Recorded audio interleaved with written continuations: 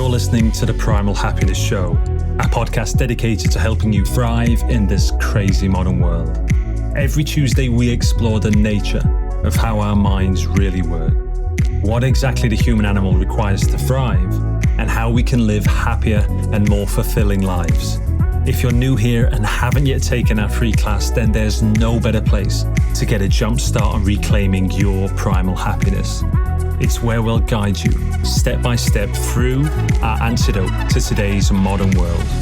Simply head on over to primalhappiness.co/antidote to get the free class and discover how to thrive without having to move to a planet that's not so crazy as ours.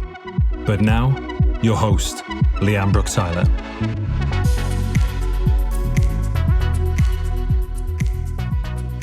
Hello, my beautiful people. A huge warm welcome back to the show.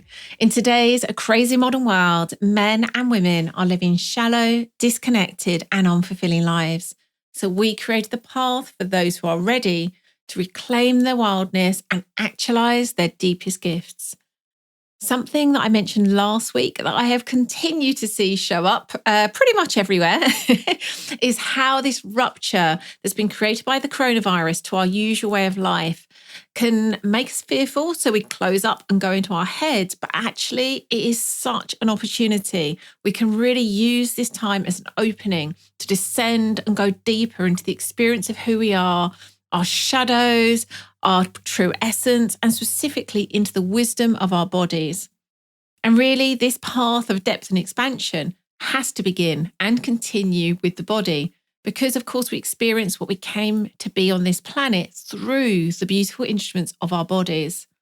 And the more we open the body, the more divine power can stream through it and radiate out into the world. So if you're a woman, our newest offering, Unraveling the Body, could be perfect for you. It's a crucible of wild awakening for women in which we'll unravel the mysteries, freedom, and gifts of your body. So if you're feeling your body calling for that unraveling, do go check out all the juicy details now, and they're at primalhappiness.co/unravel. That's unravel 1L. Really hope you do join us in May when that starts. And now on to this week's show. It's with Elizabeth Lovius. Elizabeth is a leadership wellbeing expert and coach who gives leaders the headspace to access fresh insight. Elizabeth helps leaders access their real wisdom and inner resources to lead in times of real change.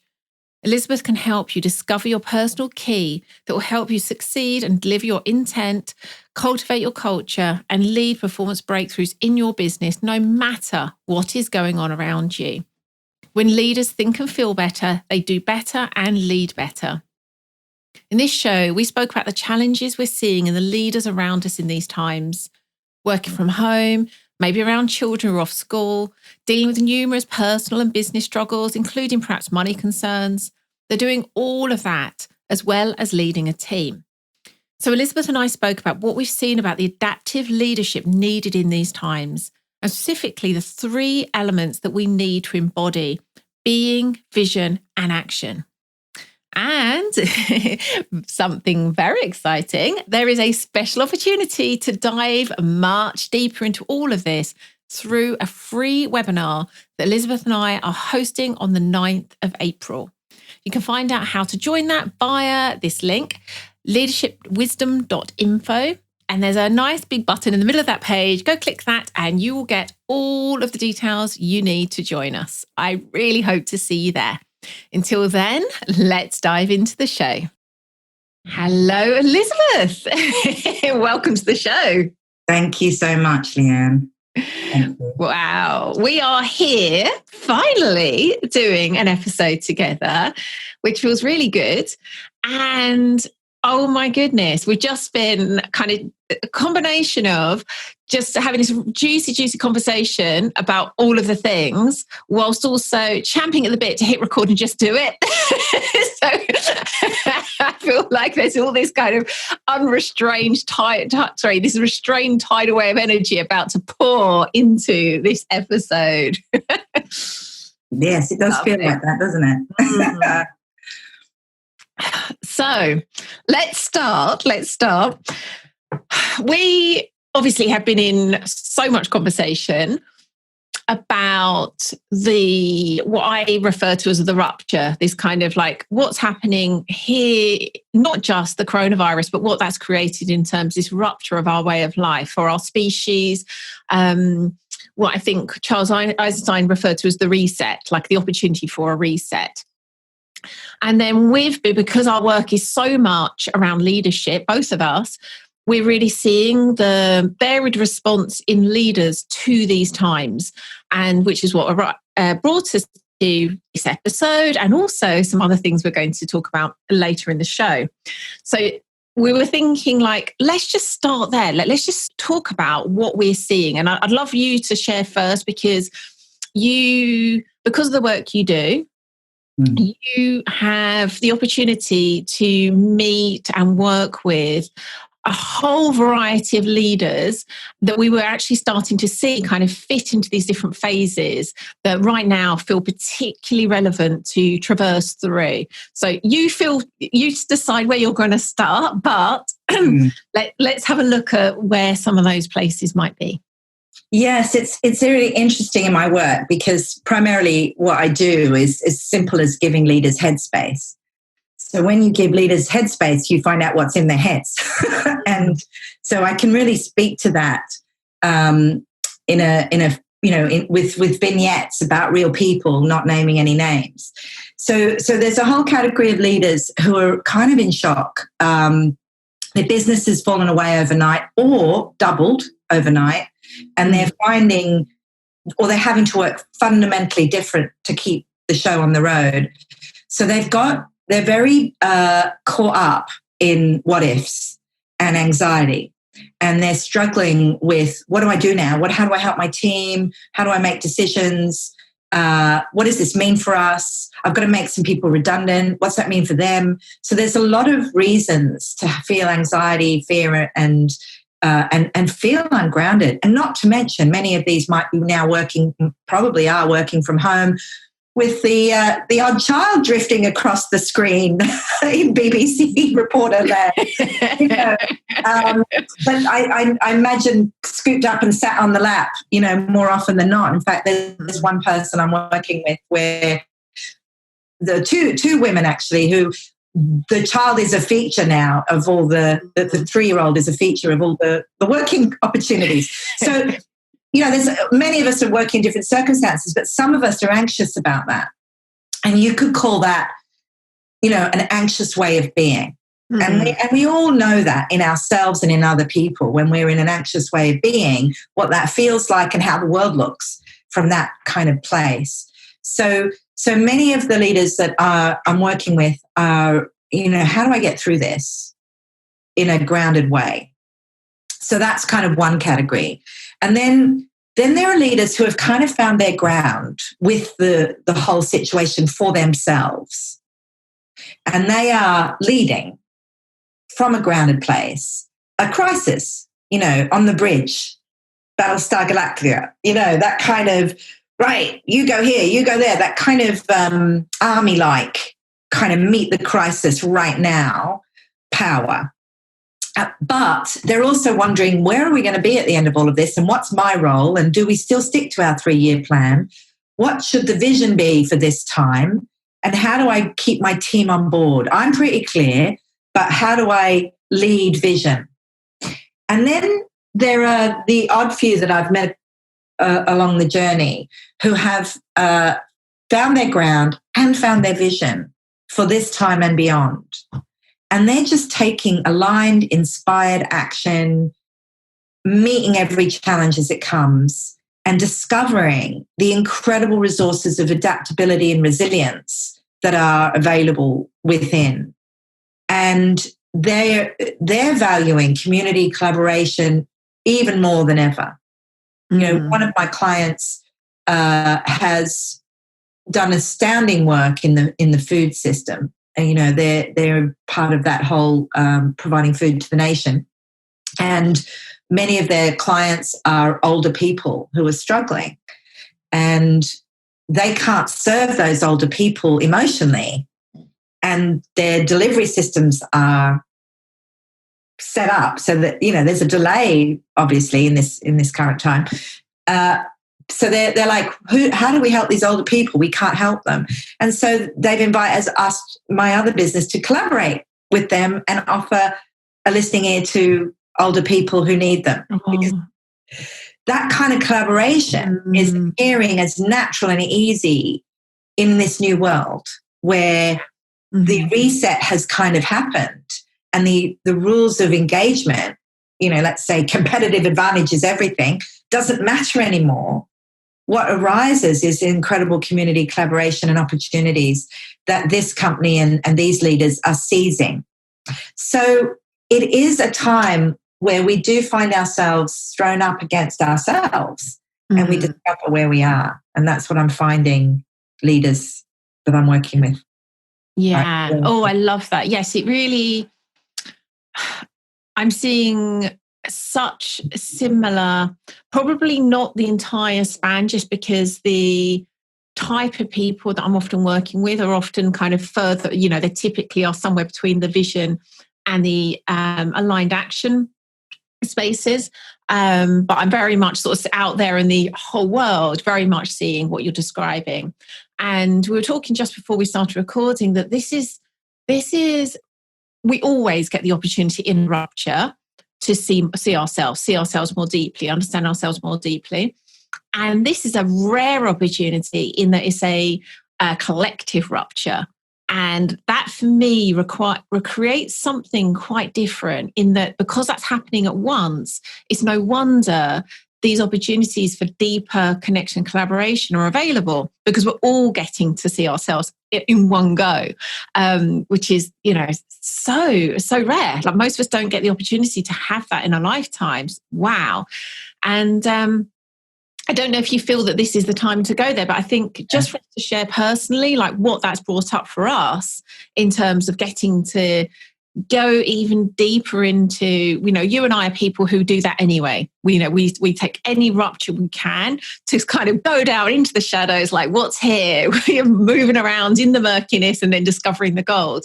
So I'm happy to kind of share what I've been seeing, but do you want to go first, if you don't mind? What have you been seeing about yourself?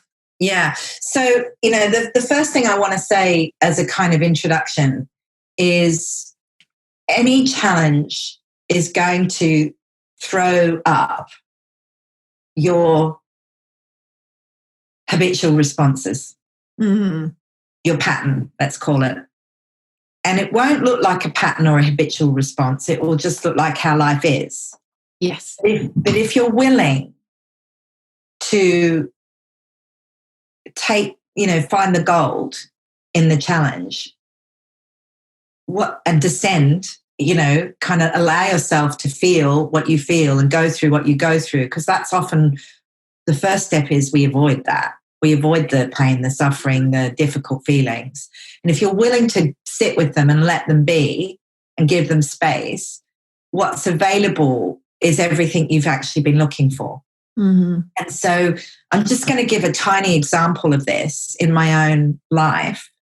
So I've been working as a leadership coach and facilitator for nearly 30 years. And I've been working with other people, but mostly it's me in control. And then I have a team. And I've really come to see in the last few years that I'm interested in working in a more collaborative way with a team, with me playing a part in it, and also delegating more and sharing more. Now, what I just started to discover was I didn't know how much I wanted to control everything. I just did it. I didn't think about it. I didn't feel controlling. I just did stuff. And then when I started to work in collaboration and in teams, I started to see where I was always taking over, which is something my husband has always said, but I've ignored. You cannot cook the custard like that. Sorry. But anyway, he's always said that. And so for me, what was in my shadow and my blind spot was the degree to which I take over and take charge. And I started to see in this time the importance of sharing. And it wasn't possible for me to do everything that I needed to do to be able to serve people with their well-being and resilience in the way I'd like to. So I had to share. And I just yesterday ran a webinar where normally I do like check on the chat, and I'd actually hired someone else to do that job. And she informed me at the end of the process that I had taken over without realizing.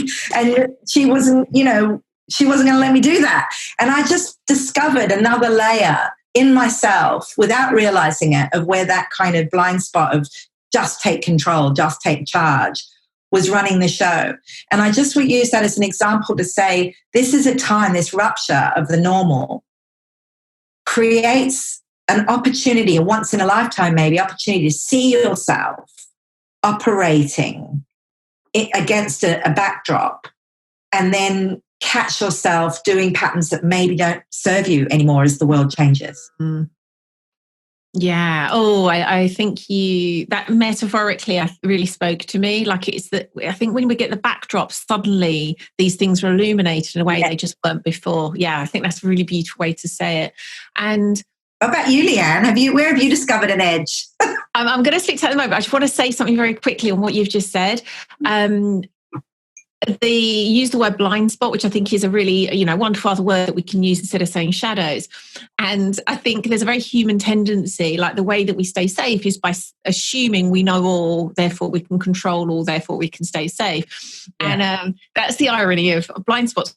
We never can see in them. And it's really hard for us to hold that perspective, because it's just so uncomfortable. It's so unnerving to believe there could possibly be things here for us to see. And yet again, they hold real gold. Like us even to be stepping into this rupture with the willingness to take a look, with the willingness to see what's there for us to see, in itself, I think so powerful. And so I think that example you've given is gorgeous, because it's such an example of, you've been told this for years by your husband, and yet it's still in your blind spot. And this is what we'll see over and over again. It's often quite obvious things, but they're not obvious to us when we're locked in those patterns without that new backdrop of the rupture. Last point before we hear your story. It happened in collaboration and connection. And I feel like that's a thread that we want to pick up through our call today. Yes. I don't think I would have seen it as clearly without this woman going, hands off, literally on the screen to me, hands off. I've got this. It was it's such a mirror. Without her, would I have seen that? Don't know. Yeah, love that. So the example that I've been really present to, quite uncomfortably so actually, some days over the last couple of weeks, has been my journey over the last few years, let's say, is increasingly allowing myself to kind of step into who I am as a leader, as a teacher, as an influencer, as someone whose role is to serve in a way that doesn't always feel safe to me, doesn't always feel that good to my system. It requires me to keep stepping out of my comfort zone, but quite considerably. And I thought over the last year in particular, I had kind of let go of so many of those last vestiges of things that are kind of like I've kept in place as like ways to fit in and seem normal and be dimmed. And I really felt that I'd like, here I am now. This is who I am. World, take it or leave it. I'm here to do what I'm here to do. And then over the last week, what I've really seen, again, this is directly as a result of this rupture, as I'm being called into leading in to a greater depth, really seeing what that requires of me is to allow those other parts of myself to be seen that I've been hiding. But again, because I've been in my blind spot, I've not seen them. And it's been really interesting. Again, just like you're saying, it's actually often other people asking that of me in all different ways, whether that be, will you come run a program for me? Or will you start providing this to me or to my business? And then realize that, oh gosh, that feels like a stretch, that feels uncomfortable. And then taking a look and realizing like, oh wow, that's another place. I mean, I'll give a perfect example of this. There's one of my kind of friends, associates, is running a big program for a big corporate, let's say, and asked me if I'm willing to run a version of Wake the Wild Feminine for that corporate, which feels really uncomfortable to me. It's like my deepest, rawest, most intimate work. I mean, you've done it, Elizabeth, you know. I do. It is like the opposite of corporate, the absolute opposite. And I know that because I used to be in a corporate. And so it's Wake the Wild Feminine is almost like it's my baby. It's a representation of me. So it's me going in fully bared into a place where it doesn't feel safe. And I'm going to get seen at a level I've not been seen before. And so that is an example of where it's like, oh my goodness, I had no idea how much I was still putting those kind of, the armor, those veils over me. So I could be seen in certain places and not on others. So yeah, that's what I've really been. We get it. We get it. We get what it's like to be up against your shadows, your blind spots. We get what it's like to be confronted. We get what it's like to feel unsteadied, destabilized and kind of confronted. And I just want to say, if that's you, you're fine. That's just the deal. That's the deal of this time. And it's the deal that you made being a human being with yourself. We have the light and we have the dark, and it is what it is. We the moon is bright, the moon disappears. We ebb and flow. We are nature. So we have within us the shadow of our gifts. And this time is a time of reckoning for that.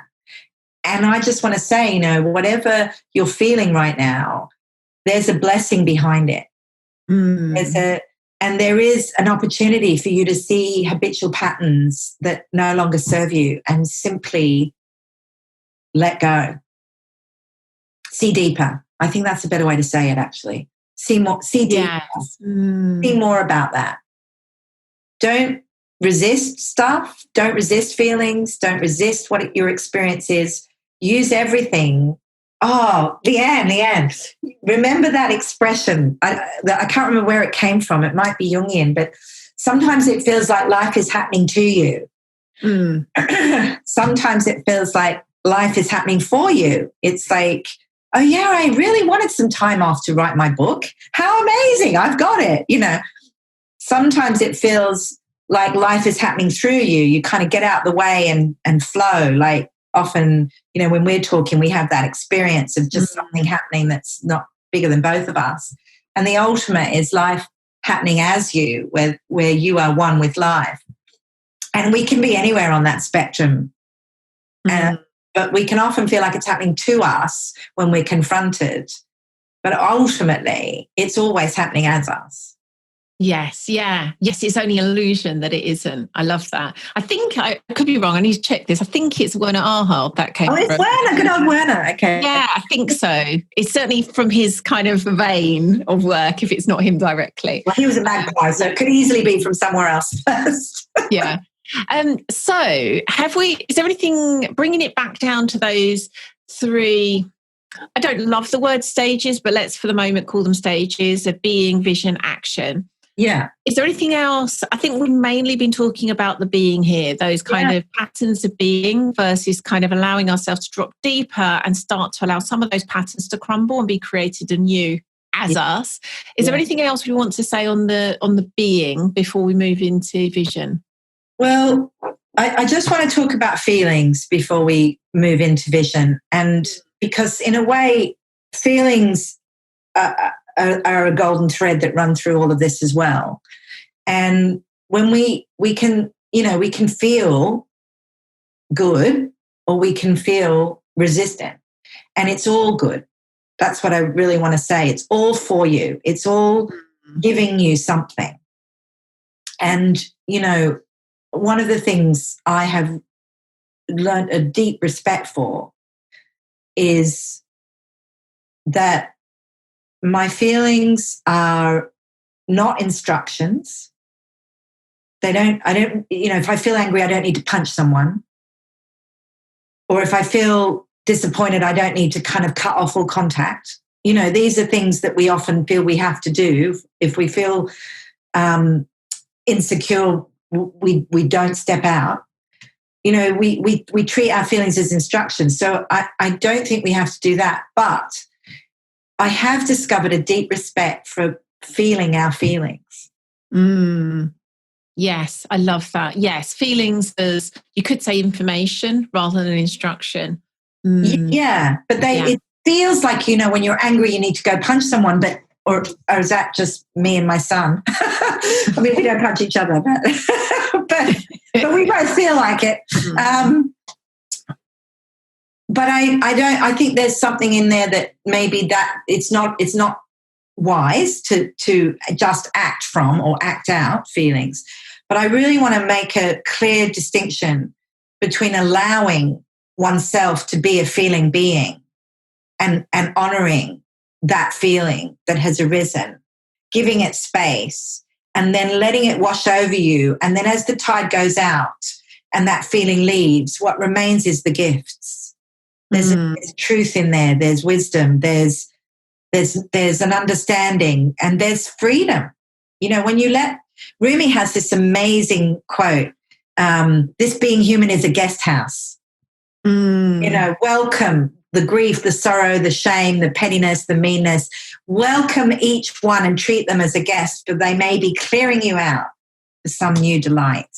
So just before we leave talking about being, I just really wanted to fly my little feelings flag and say it's okay to feel, and don't suppress because that makes you sick. Don't act out because that upsets the world around you, but allow it fully because it's for you to be. Yes. Oh, I love that. I'll just say one thing quickly on that before we move on, because I think it is, in some ways, I think in a lot of personal growth and kind of spiritual traditions, it's almost seen as a bit like the poor cousin, like so much airtime is given to thought, and really it's like either demonizes or just misses, like bypasses over the depth available in allowing ourselves that kind of full expansive feeling. And I notice this so much when I'm coaching, and I'm sure you do too, where anger is a very a common one that gets spoken about. Like, particularly when I work with women, I think women often do have quite a disrupted, restricted relationship with feelings of anger. And we'll notice, like, as they're starting to make contact with that, and then straight away it's kind of like, okay, and how do I deal with this? Because, you know, it can be seen as like, okay, well, the only things we can do with one of those, and I'm putting quote marks, no one can see this, but you can, Elizabeth, those negative feelings is typically suppress or express rather than allow that kind of full beingness with them. And particularly with those emotions that we can feel a lot of shame around, it's even harder. There has to be this even more grace and welcome and love given to allowing ourselves to be those fully feeling humans. It's okay to feel the fullness of anger, grief, sadness, whatever it might be.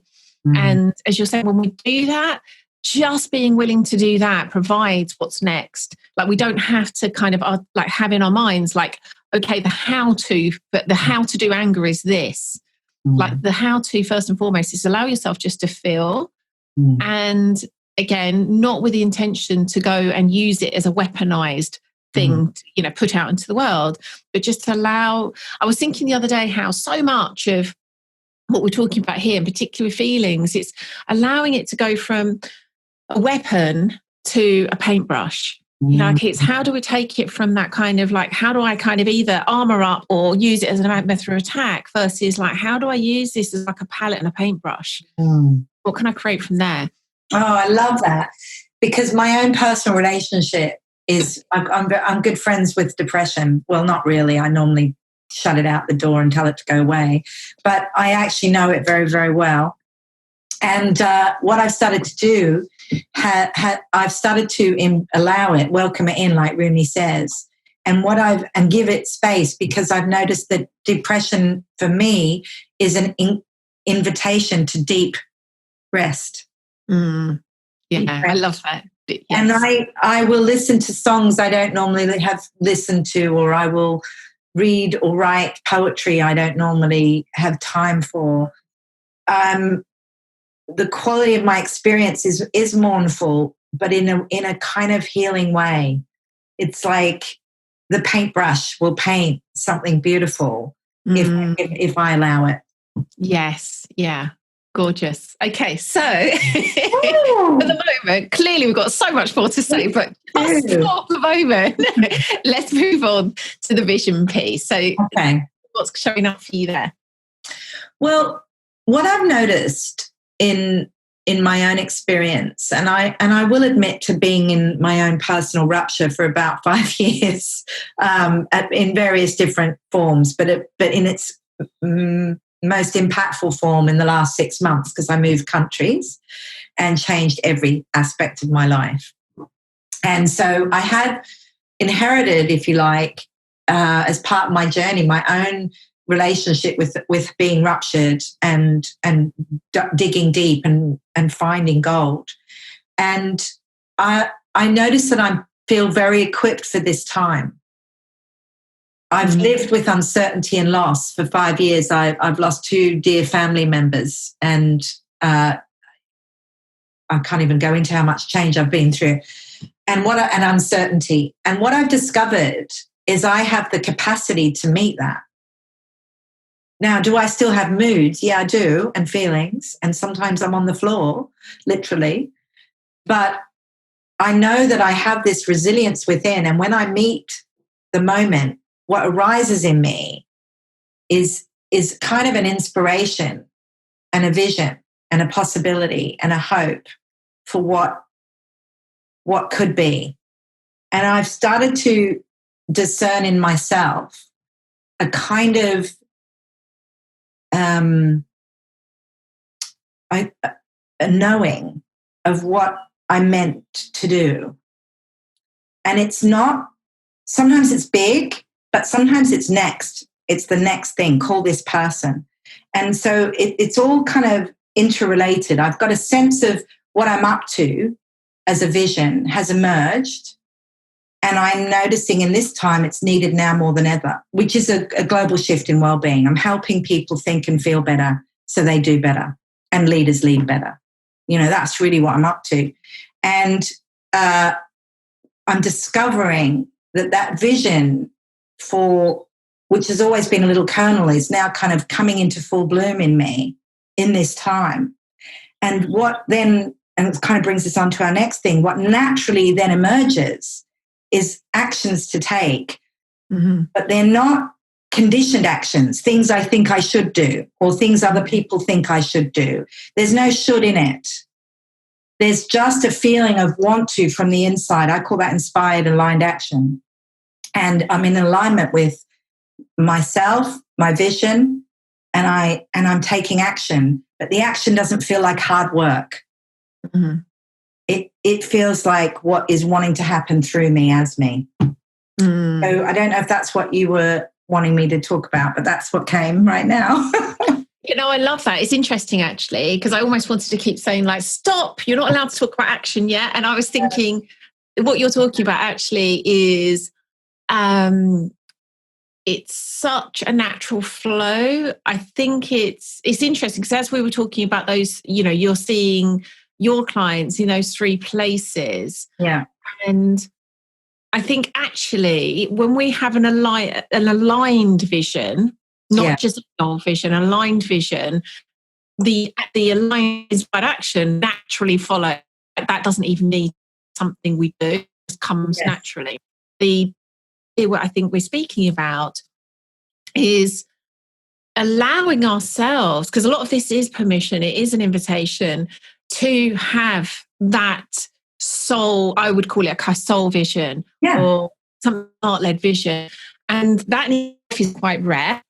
And when we're trying to make happen a vision that we think is what's we're meant to have, or I'm meant to desire this, or I'm meant to do this in the world, is then it creates that disconnect between the vision and the aligned action that comes from it. Whereas what you're describing is when we've actually been allowing ourselves to have that aligned vision in the first place, the action does just happen. It's just like that's inevitable. But I think that's the challenge, I think, for so many. I mean, that really is so much the core of my work, is allowing people to have that descent to the soul, where that deeper vision, that aligned vision, is able to be made contact with and start to be expressed into the world. That's the challenge we have here. And it can, like, oh, who's got time for that right now? I'm trying to deal with my business and coronavirus.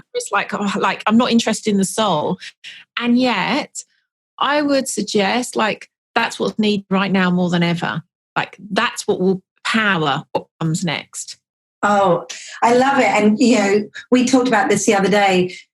It's a path with heart. Path as in we're moving forward, but it has heart in it and it feels different. Look, I'm going to share something really personal right now because I just feel like I should.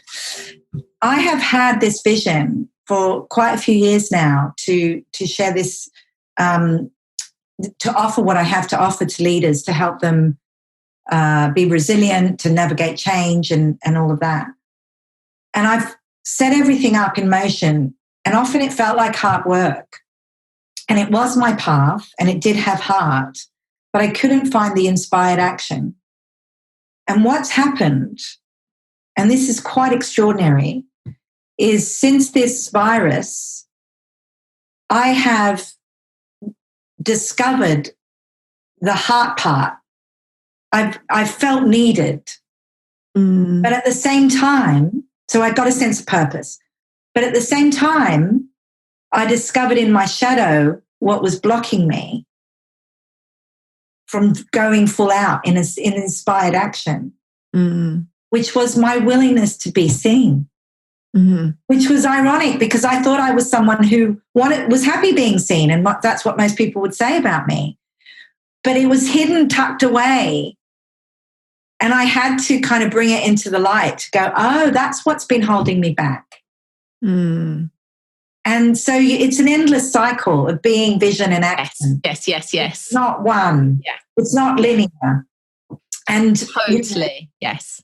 So my vision suddenly revives itself, and then what's in the way shows up. Yes. Yeah.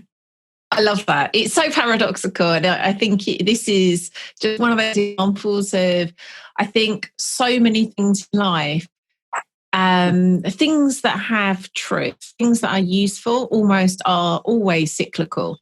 And I think this is a gorgeous example of that, where we never actually, there isn't a point where we're like done, and therefore like I can get off that cycle. Like it will just keep cycling deeper and deeper if we allow that to happen. But I love that. I'm trying to think if there's anything else to say about vision before we move on. And obviously we've kind of dipped into action just because it was, it naturally leads on, but I think there's probably some things worth saying about that directly.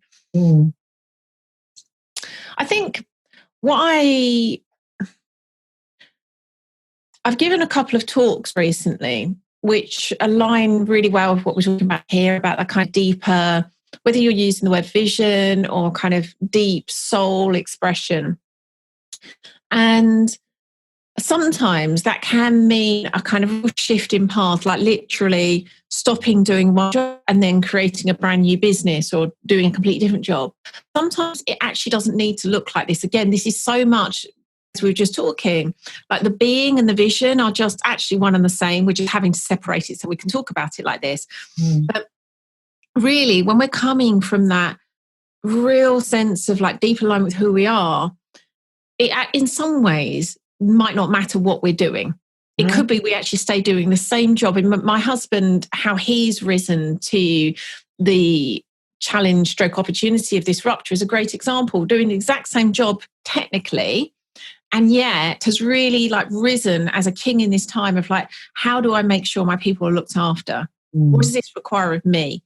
And so he's doing technically the same job, and yet his kind of beingness has like fueled this vision of who he can really be in the world.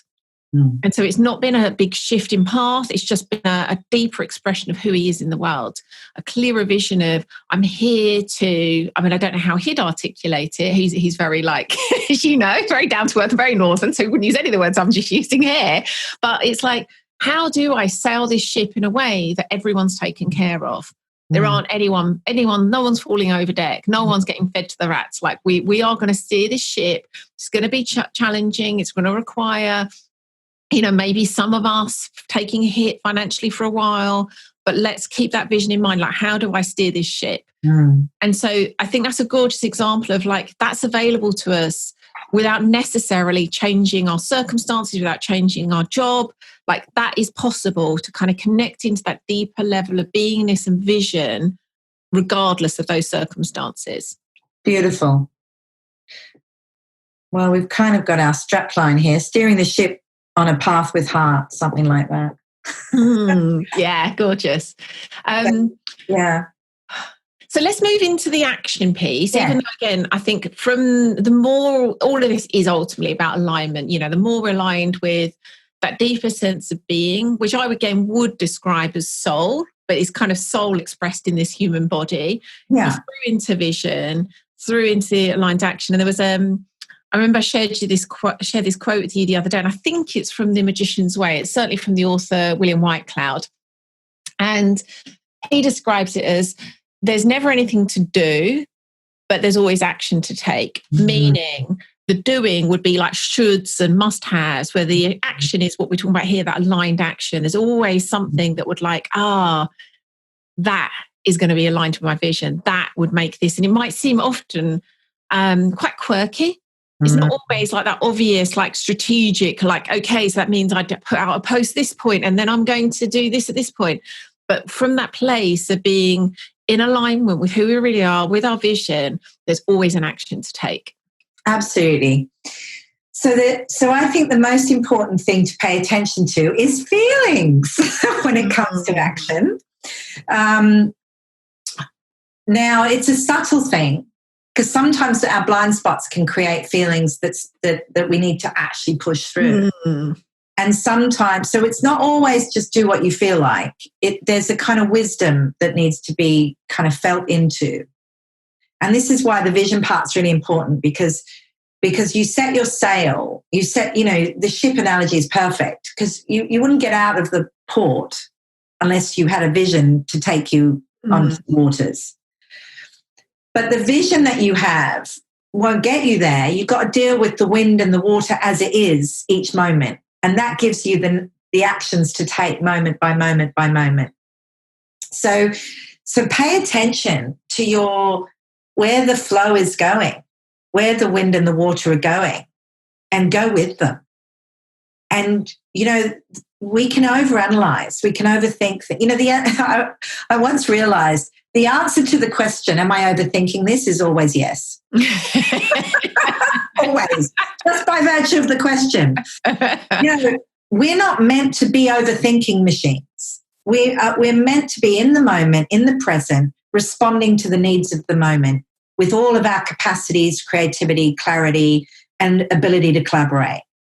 That is what we're meant to be. Now, we have the gift of being able to set a course for ourselves, to get out the harbour, to go in a direction. But how we get there is we never get the full picture. We only get what's now, what's happening now, where the wind is and the water is now. So learning to listen in to what's wanting to happen now through you is the art of the inspired aligned action. Now, the problem with it is, it might be random. It might be put on a dance tape and dance, and you're like, what? No, I'm busy with my list of things to do. Or it might be phone a friend, or it might be, sometimes I have this incredible desire to nap. I used to override that. Now I nap. It's really, and not just now in the corona time, but before, because I discovered that it was deliciously naughty. And then I was like, why is this so naughty? I'm 10 times more productive after my nap. So, there are these kind of messages we get that we override. And then there are the illogical ones. And then there are just the easy ones, like, phone your mum. Just do it. And you do it. And you're like, and then you discover that she was thinking about you and, whatever. But it's like those aligned, inspired actions are kind of coming to you for you. And if you can learn to listen in, and the paradox is, the less you can hear those signals clearer, the less on your mind. Yeah, I love that. There's a couple of things I'm going to say that are almost going to sound like they're contrary to that, but I don't mean them that way. They're more there's this and there's this. So I love that you've brought feelings here, because it very much is like, that is our guidance moment to moment. Like, that's how we feel the direction of the wind. That's how we experience where the water's taking us. Like, I love that. And the interesting thing is that what you said there about the overthinking, totally the case, like moment to moment. And yeah, going back to what we were saying, I think it's funny because my husband often says to me, like, oh, you overthink everything. And it's not that I'm overthinking everything. It's that, like, I'm deeply reflective. So I'll take, just like we were talking about earlier in the conversation, I'll have lots of opportunities to go deep, reflect, whether that be with my coach, whether that be with my journal, whether that be in a guided visualization. There's so many opportunities where I take to go deeper, to know myself better, to get more clear on my vision, so that I don't overthink moment to moment. Beautiful. So, yeah, I think that's just really worth, like, it's interesting how it almost looks like the same thing, but they're actually coming from very different level of beingness, that kind of deep reflection, contemplation, whatever word you want to give to it. I think it's often a mixture versus overthinking. I thank you, because it could easily be heard like that. For me, I like to make a distinction between rumination, which chewing over things, which feels like overthinking, and reflection, which has a quality of depth and richness to it. And I've noticed in this corona time, I have been naturally reflective. Reflection has arisen in the spaces, which I might normally fill with more activity and other people distracting me. Yeah, me too. And the other thing I wanted to say, which again can sound a bit like I'm saying, no, I don't think it is, but I think you'll agree with this anyway. Sometimes, like you say, those things we get to take, like that spark of inspiration or that urge to do something, might seem unrelated or a bit quirky. Sometimes it might seem downright scary. Yes. And I notice the kind of the bigger our vision, the more it's going to take us out of our comfort zone, the more it's going to drive up fear. It's just how it works. My friend Adam Quiney like often describes it as kind of like the level of possibility is always equaled with the same amount of fear, because possibility is always outside our comfort zone, which, because it's unknown, it always delivers the same level of fear. And I think that is the place that a true leader, true sovereign kind of gets to like meet their mettle, as it were, that you are recognizing like, oh goodness, this feels aligned and it scares the pants off me. And it can be very much a case of like, if you see fear as an instruction not to keep moving, you'll stop. And therefore you'll never take those aligned, inspired actions. Whereas if you have that level of understanding of who you are, vision, you'll see like, oh, right, it's as scary as hell and it's perfect. This is the action to take. Absolutely. And I would say we can learn to meet uncertainty with an open heart and less fear. I think it's possible. I don't think it's how we're designed. Many of us, we've been taught. I think we're designed that way, but I don't think we've been taught that way. And I think we've been taught, a lot of us, and increasingly, these are all the things you should be afraid of, and these are all the reasons why you should control everything. And, you know, even in this time, we're seeing governments have slightly different responses, you know, depending on their level of existing autocracy. You know, control is the answer, you know, and I'm not commenting on that. I'm just saying we are taught to control everything and avoid the uncertain. And I want to say true leadership, visionary leadership, great leadership has a relationship with the uncertain, where whether the fear exists or not, it doesn't get in the way. Yes. Yeah, beautiful. And what I would also say is we tend to feel the fear most at that point where there's a fork in a road, where it's like, okay, this way lies fear, this way doesn't. And almost the moment we've set sail on that kind of the path of fear, the fear already starts to dissipate because it's already becoming known moment to moment to moment. Yeah. We just need to have that faith. Like, no, I trust this is the action for me. This is in line with my vision. I'm going to trust it's okay. And I mean, I've had so many examples of that recent. I mean, the most recent one was I've always had. It sounds bonkers given how much different types of public speaking I do. I run a weekly podcast, for Christ's sake. I do Facebook Lives. I teach big groups of people. And yet I had this remaining fear of doing any kind of public speaking where it was face-to-face. And about a month ago, which seems now so weird ago, so long ago, because the world's changed so much in the amount of time. But a month ago, I did my first talk in many, many years. In person, and that drove up a ton of fear for me, really did. And yet I kept feeling, no, this is the path with heart, this is the path with heart. The moment I started speaking, the fear just disappeared, completely disappeared, in flow, absolutely, like, didn't just kind of like manage it. I loved it, really enjoyed it. And that's what I see over and over again. It's like when we're willing to step into that fear, when it's come from an aligned place, it then often really allows the fear to dissipate and something truer, something like more that kind of higher self takes over. Yeah, which is back to what we said at the beginning about giving space and allowing feeling. It's happening for you and it's okay. You know, I've been speaking to thousands of people and I do get that feeling. I suppose it's fear or excitement or something, nervousness, but it doesn't mean anything. It's just a feeling I'm having. It tells me I'm alive and I'm about to do something that I haven't done before. And somehow, as like you say, you know, when I meet it and then put my arms around it, it doesn't have power over me, but it is part of me. Yeah, exactly right. Yeah, that's my experience. I love that. So we're almost up on time. I'm feeling cool to read that last part of the article that we both loved by we got to read from Charles. Charles is the way. I love that. I'm going to trust. I mean, I can't remember why I think this might be relevant, but I'm going to trust it is. The very end of it is really So I feel like this talks to so many elements that we've just spoken to. So this is just right, I think right at the end of the article, which I'll link to in the show notes, by Charles Eisenstein, where he's talking about the coronavirus, the kind of rupture in our times, and it's called The Coronation, the pieces. And this last part says, already we can feel the power of who we might become. A true sovereign does not run in fear from life or from death. A true sovereign does not dominate and conquer. That is a shadow archetype, the tyrant. The true sovereign serves the people, serves life, and respects the sovereignty of all people. The coronation marks the emergence of the unconscious into consciousness, the crystallization of chaos into order, the transcendence of compulsion into choice. We could have just read that at the beginning. I mean, basically summed up everything we've just said.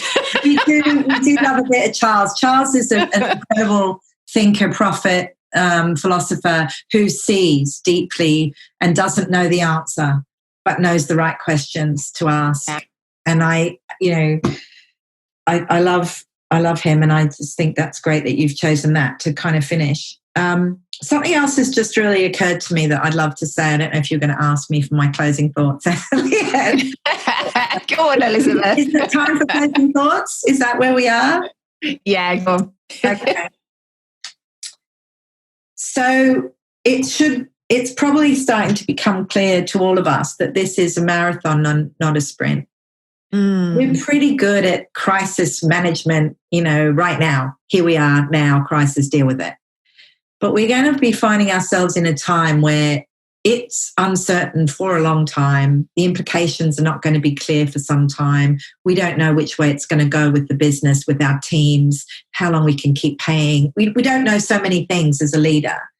Homeschooling at the same time, all of it. So I just want to say the single most useful thing that will help you with all three, being, vision, and inaction, as far as I can tell. Physics. You didn't expect me to say that, but it's It's actually physics. If you're putting it out and you're holding and you're giving and you're taking care of, you're giving it out. The physics are, the more you're giving out, the more you've got to put in to keep the tank topped up. And it's the only way you can model the way for all the things you need your team and the people around you as a leader, is if you go first. So I just really want to bring into this conversation the value of taking space for you, to nourish you, to give to you, to give yourself headspace, to give yourself connection with people who can hold you through this time, to give yourself time with you, to nourish yourself, to have that nap, go for that short walk on your own, not seeing any other humans, or whatever it is. But, oxygen mask on you, but not just in a crisis reaction mode, but like every day and in every way, so you can top yourself up. That's really what I would love for people to know and to have permission to do, in this time. Yeah, I really love that. I think that's a gorgeous last thought on that. It was I really love that. It's interesting how the oxygen mask is absolutely required, and that is also an acute response. And I think that already is a rare thing, even just that kind of, that, again, that very much going back to what Charles Eisenstein said, that's very much a choice rather than a compulsion. Our compulsion is to attend to our children, attend to our business, attend to our people, rather than making that conscious choice of putting on the oxygen mask. So that already is really worthwhile, wonderful. And it doesn't stop there, because this isn't just an acute situation. This is going to keep going. This is a way of life. And how are you going to choose to be in this way of life? One of my, as you know, I'm a huge advocate of, most of my work is with women. And this is something I constantly teach women, is to kind of allow themselves to be filled up so they can keep radiating, keep giving out. And one of my clients used to describe it as a chocolate fountain. And she'd say, like, in order for my chocolate fountain to keep flowing with chocolate, it needs to be plugged in at the, whatever would fill in a chocolate fountain. And it's like, and she would, I just thought it's such a beautiful metaphor. Like, that's what we're talking about here. It's like, how do you keep that chocolate flowing? Whatever that pipe or device or whatever way it is to keep the chocolate coming in, like, that's what's needed here. Like, it is absolutely required for us to keep giving out in this way, being leaders, having these visions, steering our team, making sure our children are looked after. It requires that you go first. You allow the chocolate to fill in for you first. It means you invest in you first. So how are we going to help them do that, Elizabeth? Well, funnily enough, it's one we made earlier. Kind of individually, and then came together. We're starting to look into, well, how do we serve people at this time, especially leaders? And we started riffing about it. And then Leanne and I realized we have so much synergy and so much experience, actually, of doing this work. And we've also experienced online, that we just had to offer all those leaders out there the chance to be visionary leaders and to be resilient and to have a vision and to take action, but to be held and nourished through that process and connecting with other leaders who can support them. And we've discovered that in community, things are possible when you're held in a sort of circle situation that aren't possible when it's just you isolated on your own. And so we're offering that, and we're offering a taste of that for free. We're doing a webinar on visionary leadership, and we're doing that in April, and you'll be able to find out all about that soon. And you just can join in and get a little taste of what we'll be sharing. And then we'll be starting that program as soon as we have our 10 people. We'll be starting that program together. But it's really, think of it like this. It's your chance to give you what you need, oxygen mask on you, so that you can serve all the people in your life. That's what I'd like to say about that. Anything you'd add? Yeah. Well, the oxygen mask and the chocolate. And the chocolate. Yes, we'll mix our metaphors. It all sounds good. Yeah, I'm not sure how well they work together, but hey. Oxygenated chocolate, is that an aero bar? I don't know. Love it. So, where's the best place? So I don't know what's going on in the background here. This is a great example of like us all trying to work from home, children here, dogs get disrupted. So sorry about this. Where's the best place for them to go to find out about the free webinar we're offering? Yeah. So if you want to get to know about me, a little bit more of my work, there's leadershipwisdom.info. And then on there is some free resources. And the first one you'll see is this webinar. So go straight there and you can find out lots more about it. And we'll be doing that one together. Wonderful. Oh my goodness. This has been just a delight. And I cannot wait to deepen into this further on that webinar. Thank you so much, Elizabeth. Oh, true pleasure. Always fun. Always good. Thank you. I so enjoyed co-creating that with Elizabeth. Here were the main points we covered. The 3 elements of adaptive leadership are being, vision, and action, with a golden thread of connection and collaboration running through them. We cycle through these elements over and over, so they're not exactly linear and sequential, but it can be helpful to see them this way. We get the inspiration for aligned action from an aligned being and vision. During this time, we will get brought present to our blind spots, our shadows. This is a time to get to know ourselves and our patterns better than ever before, which puts us in a position to make choices instead of being compelled by our subconscious drivers. Ultimately, the requirement here is for you to go first, get support, connect and collaborate. Get that oxygen mask on you first. Get that chocolate fountain plugged in. The more you put out, the more you will need to put in. And of course, our free webinar is a perfect and powerful way for you to begin. So you can find out how to join via leadershipwisdom.info. And as I said, big button, middle of the page, just click that and you'll get taken to the page, which has all the juicy details. I really hope to see you on that webinar. And if you'd like to get notes and links for everything we spoke about this week, hop on over to the show notes and they're at primalhappiness.co/episode 276.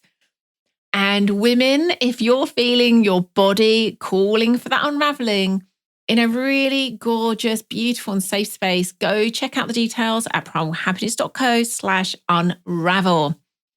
If you don't want to miss out on next week's episode, head on over to Apple Podcasts, iTunes, Stitcher, or your Android or iOS app of choice and hit subscribe. That way you'll get each episode automatically and magically to your device as soon as it comes out.